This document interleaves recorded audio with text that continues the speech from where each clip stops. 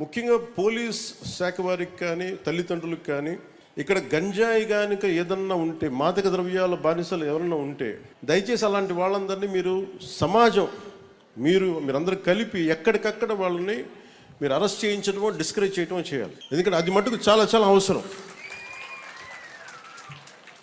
అంటే వీళ్ళు మాదక ద్రవ్యాల మత్తులో కూర్చొని ఏదైనా చేసేయచ్చు అనుకుంటారు. నిజంగా ఇప్పుడు ఇందాక ఆడపిల్లలు వాళ్ళు శక్తి సమర్థతతోటి వాళ్ళ డిఫెన్స్ వాళ్ళకు ఒక ఇటుక పగలగొట్టగలిగారు, ఒక టైల్ పగలగొట్టగలిగారు. అది నిజంగా కనుక అలాంటి నేర్చుకుని ఒకటి సాధించగలిగితే వచ్చే ఈ హై మీకు మొత్తం మాదక ద్రవ్యాలు ఇవ్వవు మీకు. అది ప్రతి ఒక్కరు, ఎందుకంటే మాకు భయం ఏమనిపిస్తుందంటే పంజాబ్లో కానీ చాలా రాష్ట్రాల్లో యువత దృష్టి మళ్ళించి ఇప్పుడు ఏదైనా మాట్లాడుతుంటే, నేను చాలా నగరాల్లో వీటన్ని చోట్ల ఏం మాట్లాడుతున్నారంటే అందరూ అసలు గంజాయి అనేది పెద్ద విషయం కానట్టుగా మాట్లాడుతున్నారు.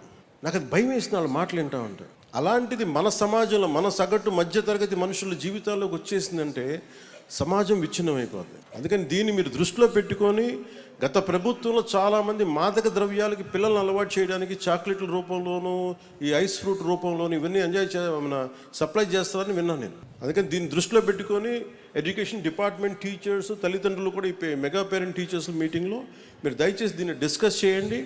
అలాంటి వాతావరణం మన చిలకలూరిపేటలో ఉంటే దాన్ని సంపూర్ణంగా వాళ్ళని తరిమి కొట్టేదాకా మీరు నడుము బిగించండి. మీ అందరూ ఇది చాలా అవసరం.